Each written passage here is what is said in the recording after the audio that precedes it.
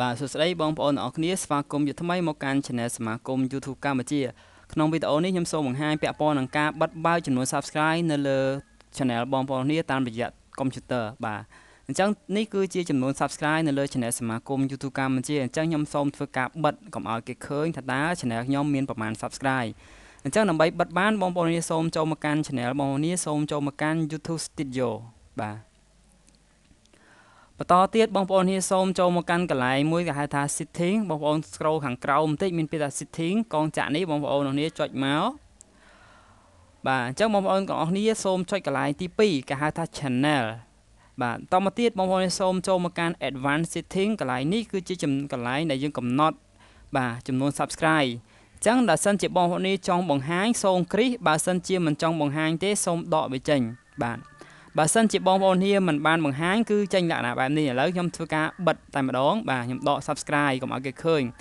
នៅក្នុង Channel បងប្អូនគ្នាបងប្អូនអស់គ្នានឹងឃើញចំនួន Subscribe របស់យើងគឺចំនួន 4885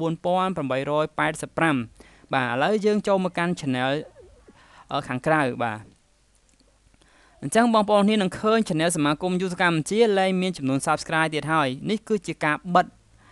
បាទនេះជាការបិទចំនួន Subscribe នៅលើ Channel សមាគម YouTube កម្ពុជាអញ្ចឹងបើសិនជាបងប្អូនអរគ្នាចង់បើកនៅចំនួន Subscribe បងប្អូនគ្នាវិញធ្វើបែបបាទអញ្ចឹងដូចគ្នាដែរបងប្អូនសូមចូលមកកាន់ YouTube Studio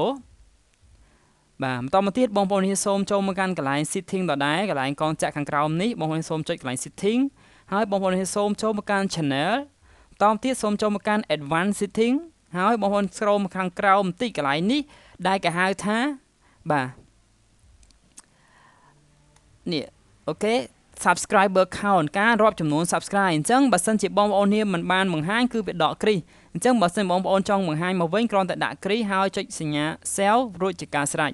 ពេលនោះ Channel បងប្អូននេះនឹងបង្ហាញនៅចំនួន Subscribe ជាសាធារណៈមកវិញបាទនេះជាជម្រើសសម្រាប់បងប្អូននេះបើបងប្អូននេះចង់បង្ហាញ Subscribe គឺអាចបង្ហាញបើបិទក៏បិទបានបាទហើយអត្ថប្រយោជន៍វាមានរៀងខ្លួនបាទបើសិនជាយើងមានចំនួន Subscribe កាន់តែច្រើនទៅកើនត្រូវបងប្អូននេះអាចបង្ហាញបានបាទអាចបង្ហាញឲ្យសាធារណជនថា Channel បងប្អូននេះមានអ្នកគាំទ្រច្រើនហើយមួយទៀតបើសិនជាបងប្អូននេះមានចំនួន Subscriber តិចក៏អាចបង្ហាញដែរដើម្បីឲ្យមានចំនួន Subscribe មកកាន់តែច្រើនគេរាប់អានយើងកាន់តែច្រើននិយាយរួមទៅគឺពីរហ្នឹងគឺមានអត្ថប្រយោជន៍រៀងខ្លួនបាទអរគុណសម្រាប់ការបង្ហាញមួយនេះមានតែប៉ុណ្្នឹងទេក្នុងការបង្ហាញនិងបិទ Subscribe នៅលើ Channel YouTube របស់បងប្អូនគ្នាបាទអរគុណច្រើនសង្ឃឹមថាបងប្អូននឹងយល់ទាំងអស់គ្នាបាទជួបគ្នាវីដេអូក្រោយ